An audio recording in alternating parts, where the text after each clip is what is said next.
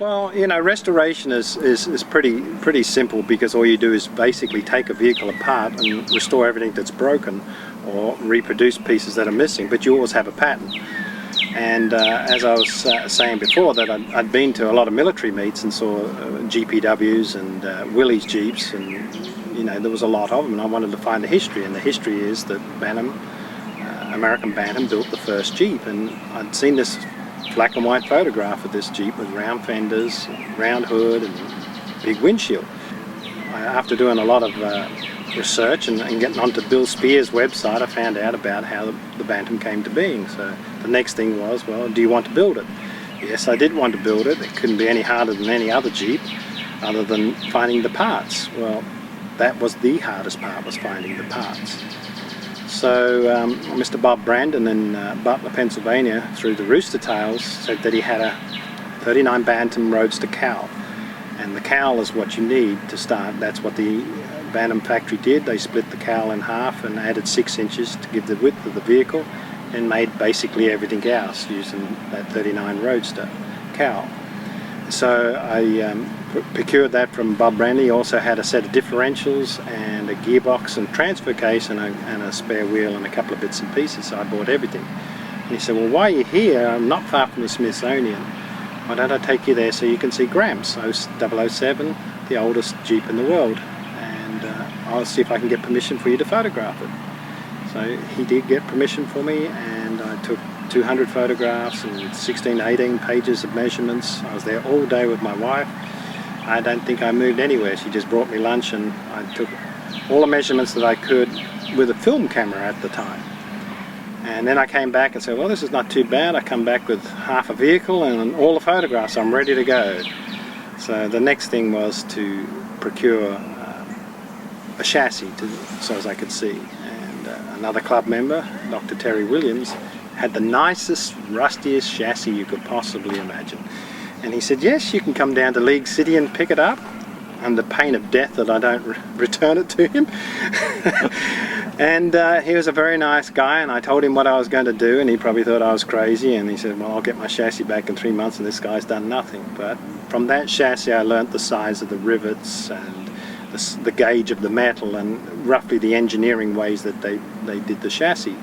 And comparing that to the photographs of black and white photographs of the original Pilot, which Mr. Bob Brandon had all the factory photographs of it, and we copied them at Kinko's, and I had all my colour photos of the number 7. I was able to look at the 3 and determine which is which and how it was done.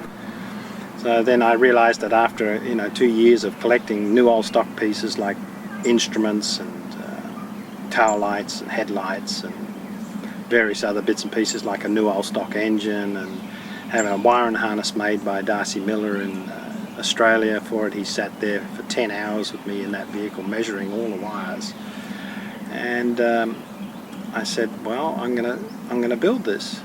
So at the next meet I went to, I actually got to drive a Bantam, and it was a BRC40, and it was Jim Markell's, and I thought it was a fine Bantam, and I thought, man, they steer and drive really nice. So I was really enthused after driving a Bantam. So I came back, and I decided that I needed more mechanical pieces, and I said, I'm going to have to buy a basket case BRC40, and there just happened to be one available after a hurricane went through Florida, and it belonged to Hal Thompson, who'd had it since 1970, and that is now sitting in my shop. It's the first Bantam on this property and will be the last one to leave. But we cast the Bellhausens off that, timing covers. I did the steering boxes and clutch and brake pedals, and I copied the oil pans and just about everything that you could. And then everything was sent off to have patterns made, and then all the original stuff goes back to that Jeep. So as all the other Jeeps that follow can thank that Jeep, because without that Jeep I wouldn't have been able to do the Pilot. And since then, of course, I've cast a lot of bell housings and pieces for other people with Bantams that were missing all these pieces that just weren't available. Now, the bodywork on the Bantam was not much harder than doing a restoration, other than you got nice clean sheet metal and it's easier to do. But it was hundreds of hours of study and photographs, comparing and the chassis, and looking at the way they built it.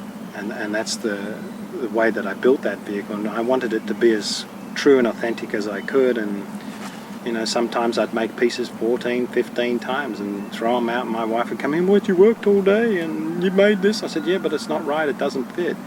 Because, you know, we only have photographs that are not taken at 90 degrees and they're not scaled, and I'm much taller than these guys, and so I'd have to squat down and look at the pictures, and then I'd ask my wife to come out, and then I had a good buddy that would come, and then between the three of us, if they sort of said, "Yeah, you've got it," I'd be happy. If one of them said, "Well, I think that's a little wrong," I'd go, "Well, okay, then do it again." Of course, since then, at 2010, it's been to the MVPA with the BRC 60 that I built, and Jim Markell's 40, and we had the 3 Bantams, first time ever, on display, and the pilot took the Judge's Choice and the Gold Award out of all the military vehicles there. 2007 meet was in Texas at Decatur. Decatur. Yeah, that's it, Decatur. Decatur. Decatur, okay.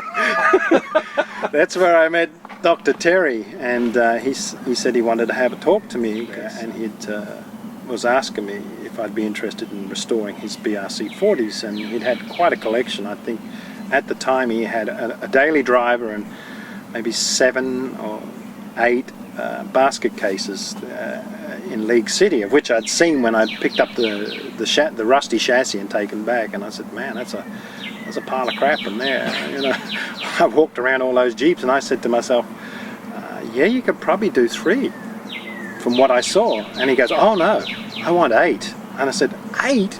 I said, "Well, there's only one way to do that." I said, "You have to bring everything up, and I've got to do it as a production line, because there's only one way to do them. If you restore 2 or 3 vehicles and then you have no parts for the others, it's like, well, how do I make the other parts? I've already restored the vehicle." So he agreed to bring everything up, and it was a couple of big trailers, 26 foot long, and a couple of weekends with him and a couple of his guys that worked. And so after all these pieces arrived, then I spent a couple of 3 weeks just sorting everything out, and there'd be a whole lot of stuff that wasn't Bantam. I could recognise it wasn't Bantam, it was Willys or whatever else, and a lot of these vehicles, of course, have been bastardised over the years with Willys transmissions and engines and a lot of other bits and pieces that had been, as they call in Texas, bubberised.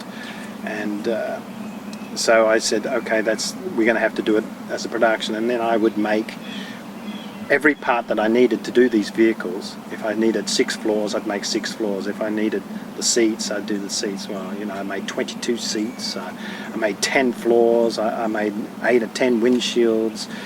I made the back panels. I made everything that you could to get all these vehicles together and help other people out. And so each time Dr. Terry would come up and pick up his new vehicle, and we would discuss that you're going to have a lot of Bantams here. They're all going to look the same.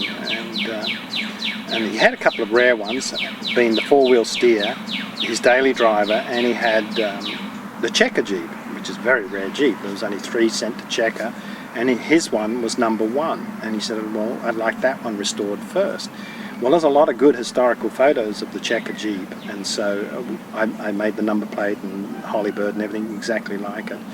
Then I said to him, "Well, you know, the British used them. Would you like a British one?" So then he said, "Yeah." So we did a British one with all their pieces. And then I said, "Well, we have pictures of Russian." And he said, "Well, yeah, I'd like a Russian one." So he's had a Russian one. And then he's got some standard ones and corrugated floors and then hat channel floors. And then we built a captured German, and then we're going to build a radio Jeep for him. So it'll be the greatest collection in the world. And it's a credit to Dr. Terry to put all that time, effort to have this collection, because in 100 years, when we're all gone, people are going to go, "Well, if it wasn't for that guy, we would not see these Jeeps." And so this year I'm actually working 7 days a week to make sure that there will be 15 Bantams there. That'll be all the Bantams finished for the 75th anniversary, which is the most important anniversary. It is the first Jeep.